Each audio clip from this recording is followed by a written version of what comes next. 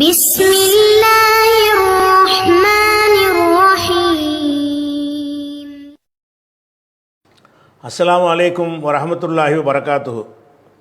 அன்பிற்குரிய சகோதர சகோதரிகளே, நீங்களும் ஆலிம்களாகலாம் என்கிற பாடத்தில் ஒவ்வொரு புதன் வியாழன் ஆகிய 2 நாட்கள் திருக்குரான் வசனத்தினுடைய நேரடி தமிழாக்கத்தையும் தேவைப்படும் இடங்களில் இலக்கண விதிகளையும் விளக்க உரைகளையும் பார்த்து வருகிறோம். இதுவரைக்கும் பக்ரா அத்தியாயத்தில் 197 வசனங்களை பார்த்து முடித்து விட்டோம். இப்போ 198வது வசனம். லைஸ அலைக்கும் ஜுனாகுன். லைஸன்னா இல்லைன்னு அர்த்தம். லைஸங்கிற வார்த்தைக்கு என்ன அர்த்தம்? இல்லைன்னு அர்த்தம். லைஸ அலைக்கும், உங்கள் மீது இல்லை, ஜுனாகுன், குற்றமில்லை. ஒரு செயல் அல்லாஹ் சொல்ல போகிறான், அந்த செயலை செய்வது குற்றமில்லை அப்படின்ற சொல்கிறான். லைஸ அலைக்கும் ஜுனாகுன், லைஸ ஜுனாகுன் அலைக்கும் அப்படி வச்சுக்கணும். லைஸ அலைக்கும் ஜுனாகுன்னா லைஸவுடைய இஸ்மு ஜுனாகு. அப்போ லைஸ ஜுனாகுன் அலைக்கும், உங்கள் மீது குற்றம் கிடையாது. எது குற்றம் கிடையாது?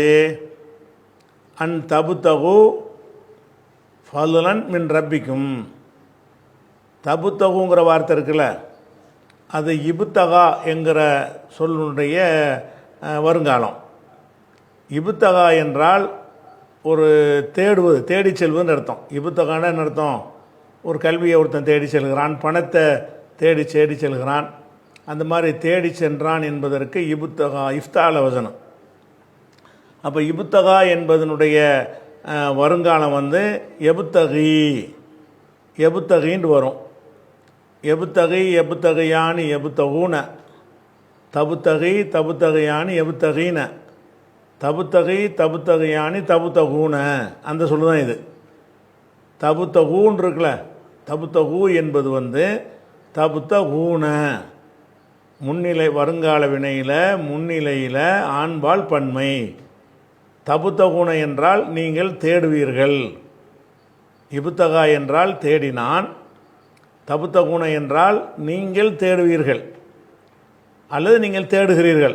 நிகழ்காலமும் அர்த்தம் செய்யலாம், வருங்காலமும் அர்த்தம் செய்யலாம். இந்த தபுத்தகு என்பதற்கு முன்னாடி அன் என்கிற அந்த சொல்லு சேர்ந்துருச்சு பாருங்கள். இந்த அன் என்கிற வார்த்தை ஒரு வருங்கால வினையில் சேரும் என்று சொன்னால் அதில் 2 வேலை நடக்கும் அந்த இடத்துல. ஒன்று அந்த நூனை போய்க்கிறோம்.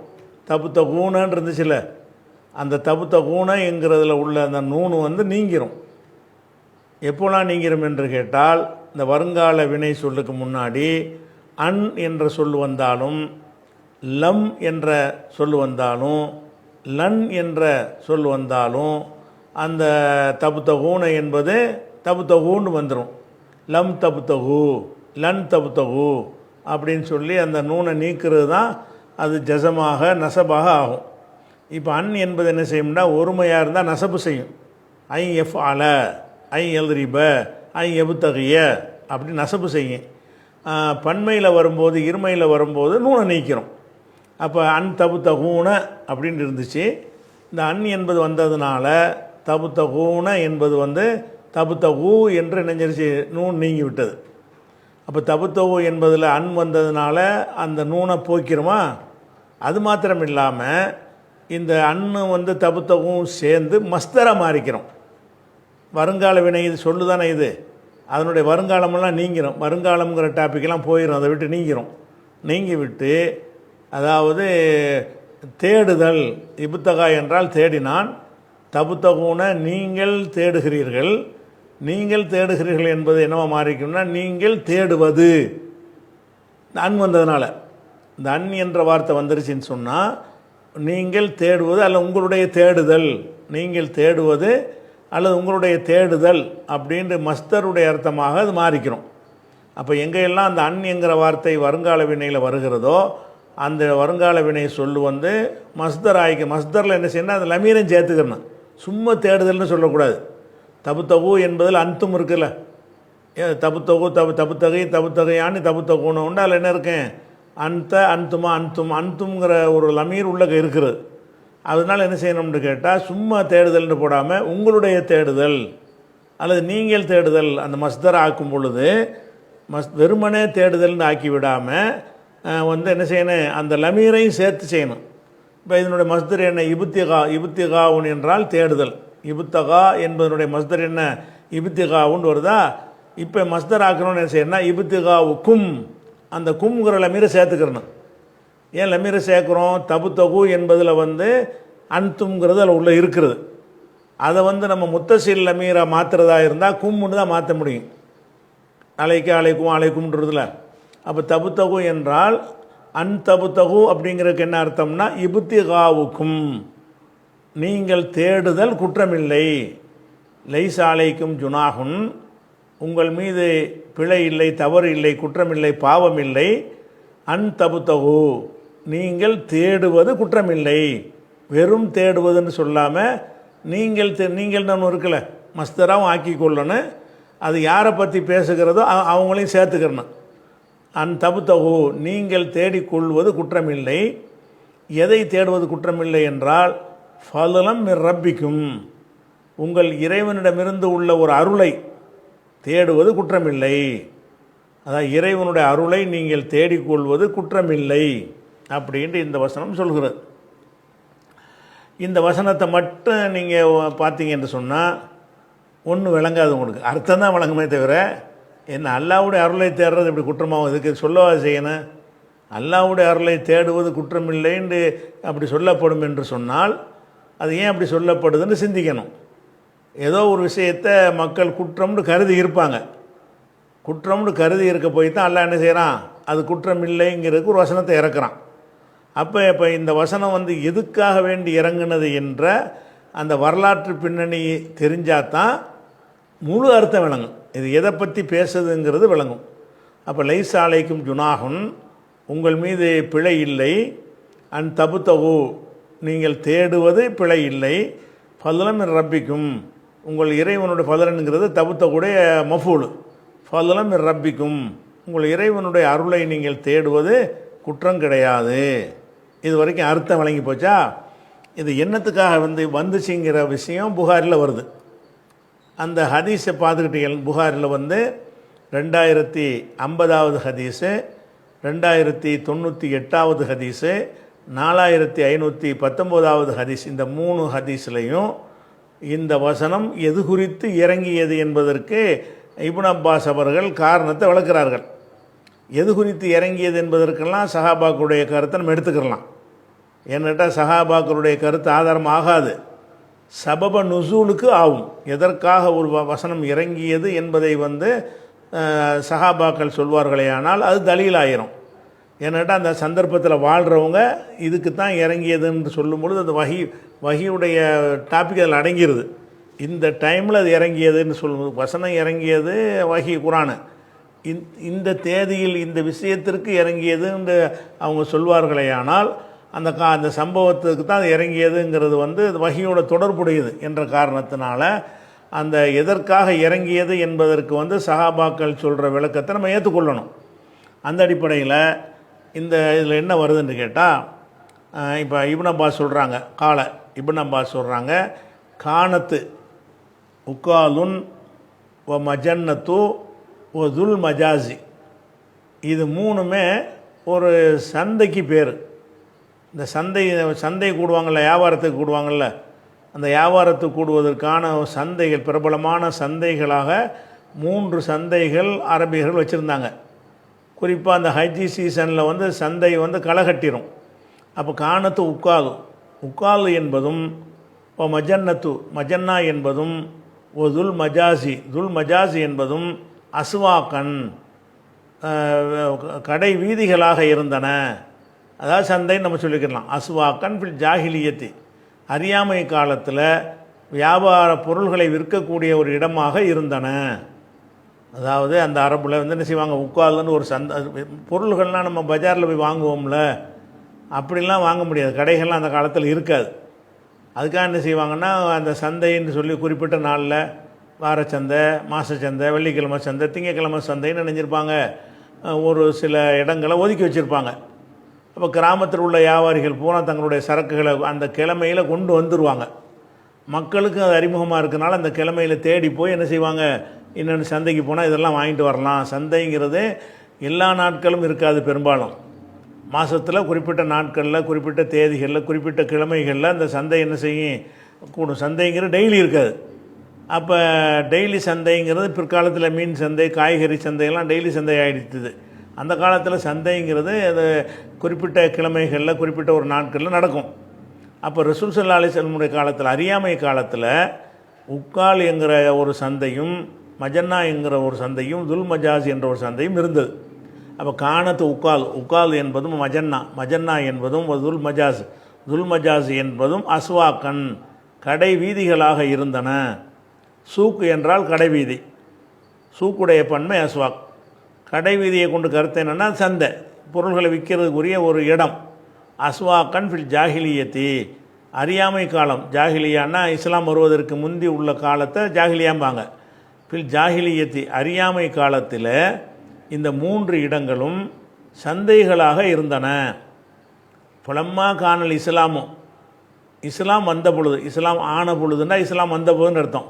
ஃபலம்மா காணல் இஸ்லாமும், இஸ்லாம் வந்த பொழுது ஃபக அன்னஹும் தஅஸ்ஸமு ஃபீஹி, இது விஷயத்தில் மக்கள் வந்து என்ன செஞ்சாங்கன்னா தசமங்கிற வார்த்தை வந்து ஒரு வினை சொல்லை வந்து பெயர் சொல்ல மாற்றுவாங்க. நம்ம பெயர் வினை சொல்லு தனித்தனியாக இருக்குல்ல, அரப நசர அடித்தான் உதைத்தாண்டு இப்படி ஒரு விஷயம் இருக்கிறது. அதே நேரத்தில் என்ன செய்வாங்கன்னா சில வினை சொற்களையும் என்ன செய்வாங்கன்னா ஃபேலாக மாற்றுவாங்க. அது வினை சொல்லாக தான் இருக்கேன். அந்த வினை சொல்லிலேருந்து என்ன செய்வாங்கன்னு கேட்டால் ஒரு பெயர் சொல்லாக தான் இருக்கும். அந்த பெயர் சொல்லை என்ன செய்வாங்கன்னு கேட்டால் ஒரு வினை சொல்ல மாற்றுவாங்க சில வினை சொற்களை. உதாரணமாக சொல்வதாக இருந்தால் இஸ்முன் என்றால் பாவம். இஸ்மு என்றால் என்னது? பாவம். இந்த பாவம்ங்கிற சொல்லில் இருந்து என்ன செய்வாங்கன்னா அதுலேருந்து ஒரு வினை சொல்ல தயார்படுத்துவாங்க. தஃபஅலங்கிற வசனில் தயார் பண்ணுவாங்க.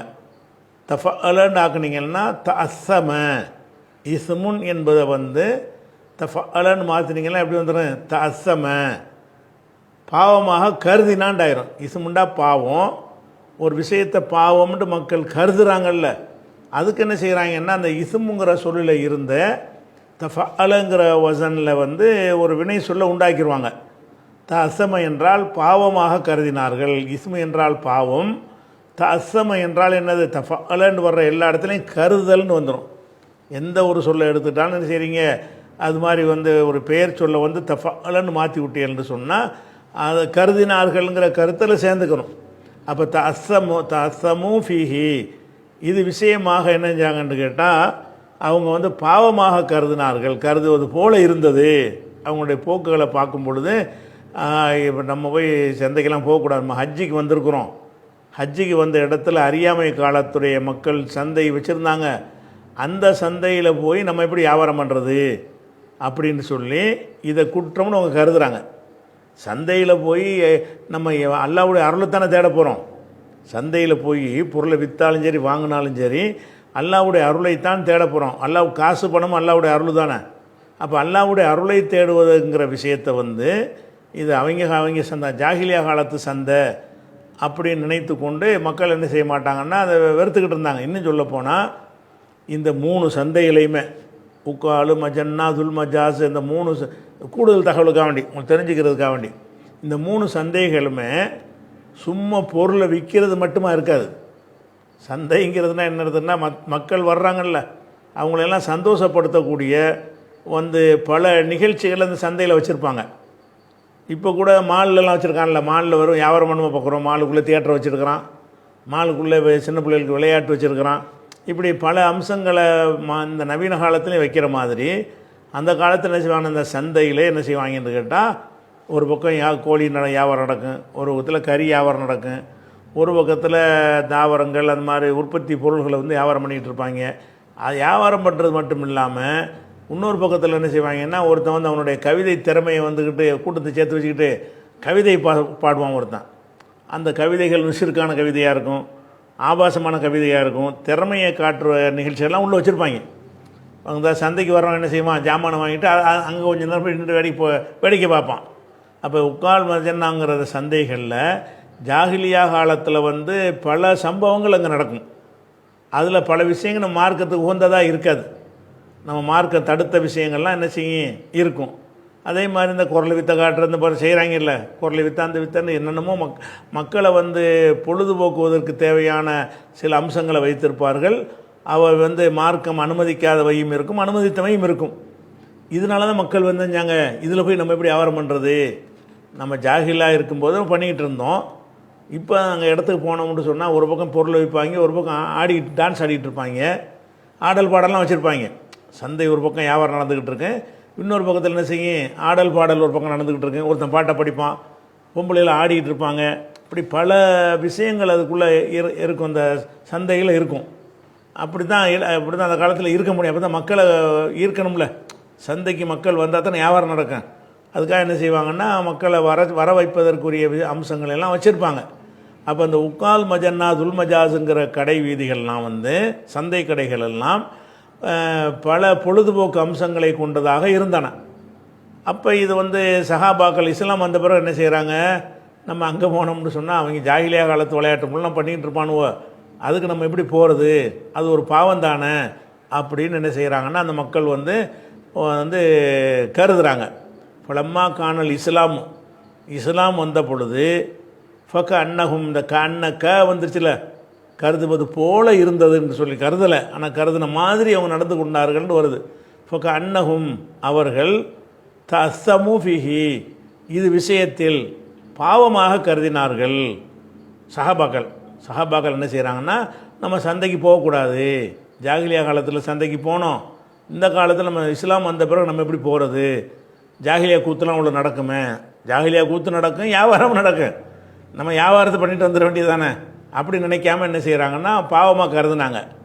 நசலத் அப்போது இறங்கியது லைஸ் ஆலைக்கும் ஜுனாகுன் அன் தபுத்தகு ஃபலலம் ரப்பிக்கும் உங்கள் இறைவனுடைய அருளை நீங்கள் தேடிக்கொள்வது உங்களுக்கு குற்றமில்லை அப்படிங்கிற வசனம் அது இறங்குகிறது. அது எது குறித்து அவங்க சங்கடப்பட்டார்கள்னு கேட்டால் ஃபி மவாசிமில் ஹஜ்ஜுடைய காலங்களில்.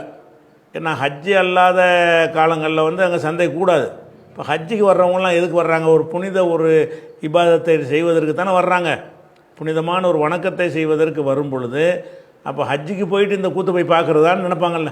நம்ம வந்துருக்கிற ஹஜ்ஜுக்கு போயிருக்கிறோம், நம்ம போய் இந்த சந்தையில் போய் வியாபாரம் பண்ணுறதுக்கு போனோம்னு சொன்னால் அது வந்து நல்லா இருக்காது, ஹஜ்ஜுக்கு இப்போ ஹஜ்ஜை பாதிக்குங்கிற மாதிரி அவங்க நினச்சிருக்கிறாங்க.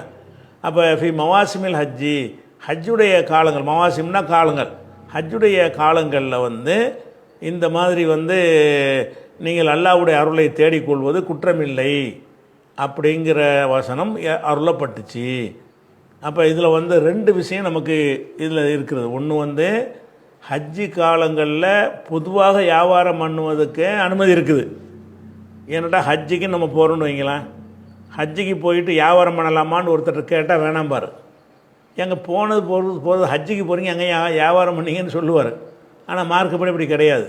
நீங்கள் ஹஜ்ஜிக்கு போகிறீங்க, ஹஜ்ஜிக்கு போயிட்டு என்ன செய்யலாம், அங்கே உள்ள சில பொருள் இங்கேருந்து சில பொருளை கொண்டு போய் அங்கே கொண்டு விற்று அதை காசாக்கி அதில் லாபம் அடைஞ்சி அதுக்கு போய் ஹஜ்ஜி செஞ்சுட்டு வரலாமன்னா அதுவும் வரலாம். ஹஜ்ஜுடைய அந்த கிரியைகளுக்கு பாதிப்பு இல்லாத வகையில் ஹஜ்ஜிக்கு போய் நீங்கள் என்ன செய்யலாம், வியாபாரம் பண்ணலாம். அல்லது பணத்தை நிறைய கொண்டு போய் தங்கம் அது இதுன்னு பொருளை வாங்கிட்டு வந்து சொந்த தேவைக்கு வாங்குகிற மாதிரி இந்தியாவில் விற்கிறது வாங்கிட்டு வரலாம்ல. நம்ம சில பொருளை வாங்கிட்டு வந்தோம்னா இந்தியாவில் விற்ற போனோம்னா கொஞ்சம் காசு லாபம் கிடைக்கும் அப்படின்னு என்ன செய்கிறீங்க, ஹஜ்ஜிக்கு போகிறவர் வந்து வியாபார நோக்கத்தில் சில பொருள்களை வாங்கிட்டு வர்றாரு, அல்லது போகும் பொழுதே வியாபார நோக்கத்தில் பொருள்களை வாங்கிட்டு போகிறார். ஒன்று விற்கிறது ஒன்று வாங்குறது, ரெண்டு வியாபாரம் தானே. அப்போ வியாபார நோக்கத்திற்காக வேண்டி போகும் பொழுதும் வரும் பொழுதும் பொருட்களை வாங்கி செல்வார்களே ஆனால் அது குற்றம் என்கிற மாதிரி இன்றைக்கி கூட மக்கள் என்ன செய்கிறாங்க, ஏன்னா ஹஜ்ஜிக்கு போய்ட்டு வியாபாரம் பண்ணிகிட்டு இருக்கான் அப்படின்னு சொல்லுவாங்க. நல்ல உயர்தரமான அத்தரெல்லாம் விற்கின்னு வைங்க, அது நம்ம நாட்டில் கிடைக்காதுன்னு வைங்க, நம்ம அதை வாங்கிட்டு வந்து இங்கேருந்து விற்கலாம்.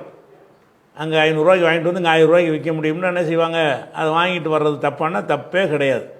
அப்போ ஹஜ்ஜிங்கிற ஒரு விவாதத்தில் நீங்கள் ஈடுபட்ட காரணத்தினால வியாபாரம் பண்ணுவதற்கு தடை இருக்குதான்னா தடை இல்லை அப்படிங்கிறது தான்.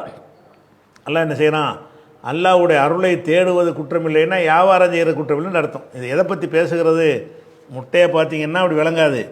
இந்த பாரு முட்டையை பார்த்தீங்கன்னா லைஸ் அலைக்கும் ஜுனாகுன், உங்கள் மீது குற்றமில்லை, அன் தபு தபு ஃபதலம் ரப்பிக்கும், உங்கள் இறைவனுடைய அருளை தேடிக்கொள்வது குற்றமில்லைன்னா ஏதோ அருளை தேடுவது குற்றமில்லைன்னு ஏதோ சொல்கிற மாதிரி உங்களுக்கு தெரியும். அப்போ எதை பற்றி இது பேசுது? ஹஜ்ஜி பயணத்தில் போய் வியாபாரம் பண்ணுவதை பற்றி இது பேசுகிறது. அப்போ ஹஜ்ஜி பயணத்தில் நீங்கள் சேர்த்துக்கிறணும். எது விஷயமாக இறங்குனிச்சோ அதை இந்த வசனத்தில் நம்ம சேர்த்துக்கிறணும். கருத்தில் ஓதும்போது சேர்த்துடக்கூடாது, கருத்தில் சேர்த்துக்கிறோம். எப்படி? ஹஜ்ஜி காலங்களில் ஹஜ்ஜி பயணத்திலேன்னு மனசு வச்சுக்கிட்டு தொடரணும். ஹஜ்ஜி பயணத்தில் லைஸ் அலைக்கும் ஜுனாகுன், உங்களுக்கு குற்றம் வராது, அன் தபு தொகுமின் அது ஃபதலம் ரப்பிக்கும், அல்லாஹ்வுடைய அருளை தேடுவது வியாபாரத்தின் மூலம்னு வச்சுக்கிறேன். அதை பற்றி தானே அது குறித்தான் அந்த வசனம் அருளப்பட்டுச்சு. அப்போ வியாபாரத்தின் மூலமாக அருளை தேடிக்கொள்வது ஹஜ்ஜி பயணத்தில் உங்களுக்கு குற்றமில்லை. அப்போ ஹஜ்ஜிக்கு சென்றவர்கள் எந்த பொருளையும் என்ன செய்யலாம்? வியாபார நோக்கத்தில் வாங்கிட்டு வரலாம், வைக்கலாம். எந்த ஒரு பாவமும் வராது, எந்த ஒரு உறுத்தலும் வர தேவை கிடையாது. அது அந்த கமர்ஷியலாகவும் நம்ம என்ன செய்யலாம்? அது ஹஜ்ஜை பாதிக்காது, எந்த வகையிலையும் பாதிக்கும்னு அந்த மக்கள் கருதுனாங்க. அல்லாஹ் ஜுனாஹ் இல்லைன்ட்டான். அவனே பாவம் இல்லைங்கும்போது உங்களுக்கு என்ன பஞ்சாயத்து? லைஸ் அலைக்கும் ஜுனாகுன், உங்களுக்கு குற்றம் இல்லைன்னு ரப்புல் ஆலமீன் சொன்னதுக்கு பிறகு நம்ம என்ன செய்யக்கூடாது? அதை குற்றமாக கருதக்கூடாது. இது ஒரு விஷயம் சொல்லுதான். அது மாத்திரம் இதில் சொல்லலை. அந்த ஹஜ்ஜு அல்லாத காலங்களில் கூட அந்த போகிற சந்தை இருக்குதுல்ல, அந்த சந்தை சரியான சந்தையாக இல்லையா? அந்த சந்தையில் மார்க்கம் அனுமதித்தவைகள் ஒரு பக்கம் நடந்து கொண்டிருக்கிறது, மார்க்கம் அனுமதிக்காதவைகள் ஒரு பக்கம் நடந்து கொண்டிருக்கிறது. அப்படி இருக்கும் என்று சொன்னால் அதில் வியாபாரம் பண்ணலாமான்னு ரெண்டாவது கேள்வி. ஹஜ்ஜி சீசனில் வியாபாரம் பண்ணலாம்ங்கிறது அது ஒரு விஷயம். அது எங்கே போய் வியாபாரம் பண்ணுறது? அதாவது சரியானதும் தவறானதும் கலந்திருக்கக்கூடிய சந்தைகளில். சந்தைன்னு சொன்னாலே சரியானதும் இருக்கும், தவறானதும் இருக்கும். சரியானவைகளும் தவறானவைகளும் கலந்திருக்கக்கூடிய ஒரு இடங்களில் போய் வியாபாரம் பண்ணலாமான்னா ஹஜ்ஜிக்கு போயே வியாபாரம் பண்ணலாம். ஹஜ்ஜி பயணத்தில் இருக்கும்போதே பண்ணலாம்னா பொதுவாக பண்ணலாம்ங்கிற சட்டம் இதில் கிடைக்கிறது. இப்போ உதாரணமாக அந்த கோவில் திருவிழான்னு ஒரு பக்கம் போட்டிருப்பாங்க, தர்காவில் கந்தூரி விழான்னு போட்டிருப்பாங்க. நம்ம அந்த கந்தூரிக்கு கூடுது, தர்காவில் திருவிழா கூடுது என்பதற்காக வேண்டிய பலதரப்பட்ட வியாபாரிகள் பல சரக்குகளெல்லாம் போடுவாங்க. சாதாரண நாட்களில் கிடைக்காத பொருள்கள் எல்லாம் அந்த திருவிழா, கோவில் திருவிழாக்கள், அந்த மாதிரி திருவிழாக்கள் என்ன செய்வாங்க? தெரு பூராம் வகையாக ஜாமானை கொண்டாந்து போட்டிருப்பாங்க. நம்ம அந்த கோவில் திருவிழாவை கணக்கில் கொள்ளாமல் நம்ம அந்த சந்தையில் போய் வேணுங்கிற புது ஜாமான் இது வேறு நேரத்தில் கிடைக்காது, இந்த திருவிழாவை தான் கிடைக்கும் அப்படிங்கிறதுக்காக வேண்டி நீங்கள் கண்ட்ரோலாக இருந்துக்கிட்டு ஷிர்க்குக்கு போயிடாமல் நீங்கள் அதை வாங்கிட்டு வரலாமான்னா தாராளமாக செய்யலாம். ஏன்? அந்த உக்கால் மஜன்னா துல் மஜாஸ்லாம் அப்படி தான் இருந்துச்சு. ஜாகிலியாவுடைய அம்புட்டு வேலையும் உங்களுக்கு நடந்துகிட்டு இருந்துச்சு.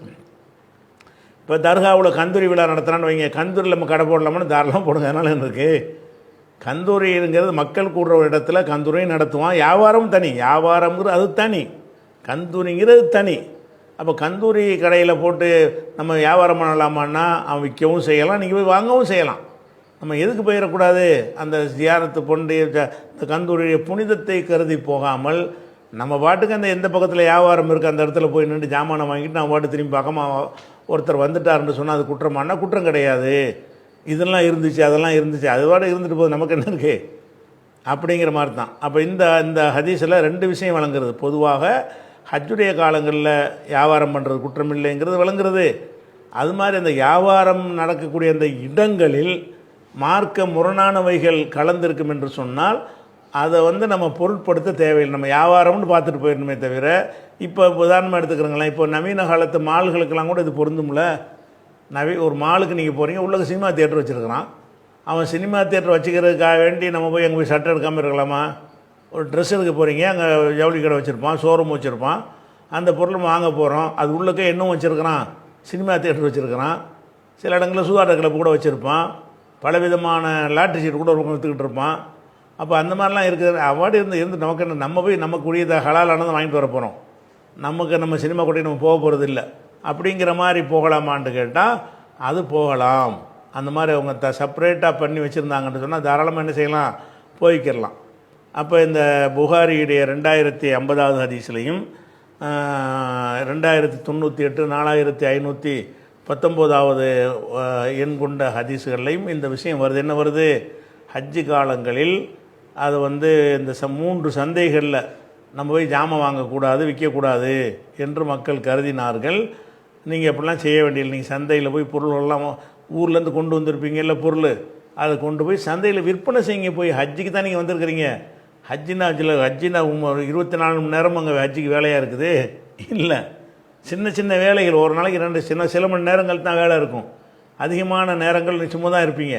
அந்த நேரங்களை நீங்கள் நினச்சிங்கன்னா என்ன செய்யலாம், ஹஜ்ஜில் நீங்கள் இருந்து கொண்டே, எஹ்ராமில் இருந்து கொண்டே நீங்கள் விற்பனை செய்கிற பொருளை சந்தைக்குள்ளே போய் இது வேணுமான்னு விற்றுட்டு அதில் உள்ள லாபத்தை எடுத்துகிட்டு வரலாமான்னா வரலாம்.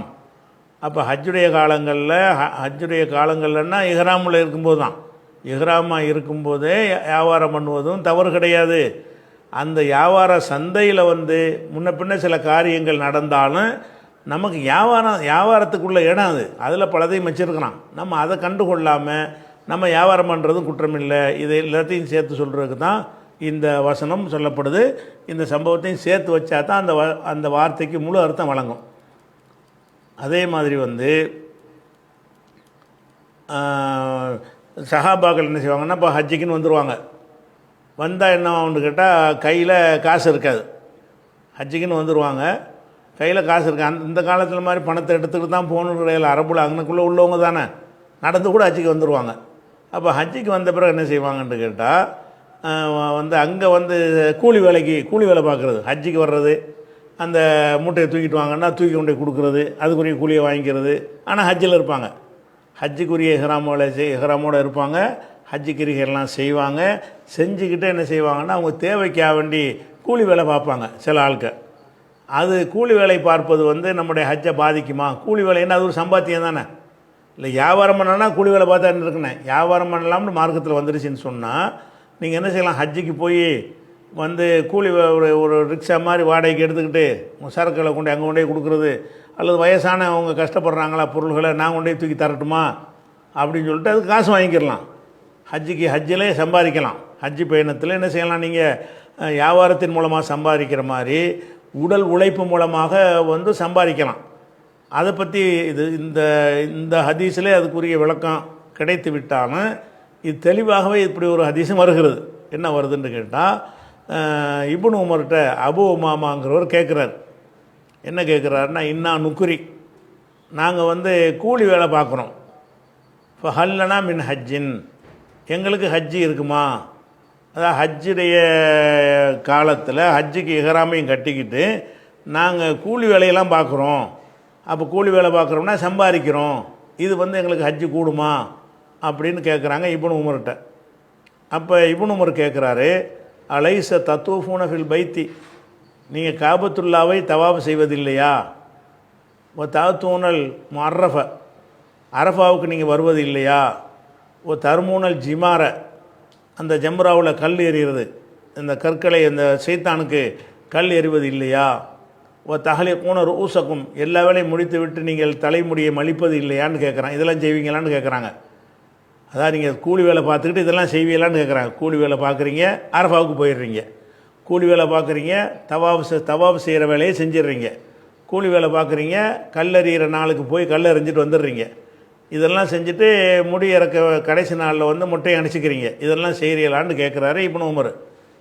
அந்த மக்கள் சொன்னாங்க, குல்னா பல, ஆமாம் அதெல்லாம் கரெக்டாக செஞ்சுருவோம், ஹஜ்ஜுடைய எல்லா வேலையும் செஞ்சுட்டு தான் கூலி வேலை பார்க்குறோம் அப்படிங்கிறாங்க. இப்போ கால இப்னு உமர், அப்போ இப்னு உமர் சொன்னாங்க, ஜா ரஜுலுன் இளன் நபி ஸல்லல்லாஹு அலைஹி வஸல்லம், ஒரு மனிதர் நபிகள் நாயகம் ஸல்லல்லாஹு அலைஹி வஸல்லம் அவங்கள்ட்ட வந்து ஃபஸஅலஹு, அவர்களிடத்தில் கேட்டார், அனில்லதி சஅல்தனி, என்னிடத்தில் நீங்கள் கேட்டீங்கள அதே கேள்வி அவர் கேட்டார். ஃபலம் யுஜிபுஹு, அப்போ ரசூலுல்லாஹ் அதுக்கு பதில் சொல்லலை. எது வரைக்கும் பதில் சொல்லலை என்றால், ஹத்தா நஸல் அலைஹி ஜிப்ரீல் அலைஹிஸ்ஸலாம் பிஹாதிஹில் ஆயா, இந்த வசனத்தை அல்லாஹ் ஜிப்ரீல் வந்து இறக்குற வரைக்கும் மௌனமாக இருக்கிறாங்க. நாங்கள் வந்து அதாவது சம்பாதிக்கிற பற்றி தானே கேட்குறாங்க, சம்பாதிக்கிற பற்றி கேட்கும்போது அவர் என்ன கேட்குறாரு, கூலி வேலை பார்க்குறோமே எங்களுக்கு ஹஜ்ஜி செல்லுமான்னு கேட்குறாரு. அப்போ ரசூலுல்லாஹ் என்ன செய்கிறாங்கன்னு கேட்டால் வெயிட் பண்ணிகிட்டே இருக்கிறாங்க. அப்போ இந்த வசனம் இறங்கியது, லைஸ அலைக்கும் துனாகுன் அன் தபுதகு ஃபضலம் மிர் ரப்பிக்கும், அல்லாஹ்வுடைய அருளை உழைத்து சம்பாதிப்பதுன்னு அர்த்தம். உழைத்து சம்பாதிப்பது உங்கள் மீது குற்றம் கிடையாது என்ற வசனம் இறங்கின உடனே ஃபதஆஹுன் நபி ஸல்லல்லாஹு அலைஹி வஸல்லம், ரசூல் ஸல்லல்லாஹு அலைஹி வஸல்லம் அவரை அழைத்தார்கள். ஃபகால சொன்னார்கள், அன்தும் ஹுஜ்ஜாஜுன், நீங்கள் ஹாஜிகள் தான், நீங்கள் இந்த வேலையெல்லாம் செஞ்சதுனால ஹாஜி இல்லைன்னு ஆயிட மாட்டீங்க. அப்போ ஹஜ்ஜிக்கு சென்றவர்கள் கூலி வேலை பார்க்கலாம், ஹஜ்ஜிக்கு சென்றவர்கள் ஹஜ்ஜுடைய இஹ்ராமில் இருந்துக்கிட்டே வியாபாரங்கள் பண்ணலாம், அதில் எந்த வகையும் பாதிக்காது என்பதைத்தான் இந்த சின்ன துணுக்கு வசனம் சொல்லுவார். இந்த துணுக்கு லைஸ் அலைக்கும் ஜுனாகும் நான் தபுத்தகு ஃபதலம் ரப்பிக்கும், உங்கள் இறைவனுடைய அருளை நீங்கள் தேடிக்கொள்வது உங்கள் மீது குற்றமில்லை அப்படிங்கிற இந்த ஒரு துணுக்கு, இந்த 198வது வசனத்தில் உள்ள இந்த சின்ன வாசகம் இவ்வளோ சட்டத்தை உள்ளடக்கி இருக்கிறது. ஹஜ்ஜில் வியாபாரம் பண்ணலாம், கூலிக்கும் வேலை செய்யலாம் அப்படின்னு வந்துருச்சா. இது அந்த 198வது வசனத்திலேயே ஒரு சின்ன ஒரு பகுதி தான். அடுத்த பகுதி இன்ஷா அல்லாஹ் நம்ம என்ன செய்வோம், நாளைக்கு பார்க்கலாம்.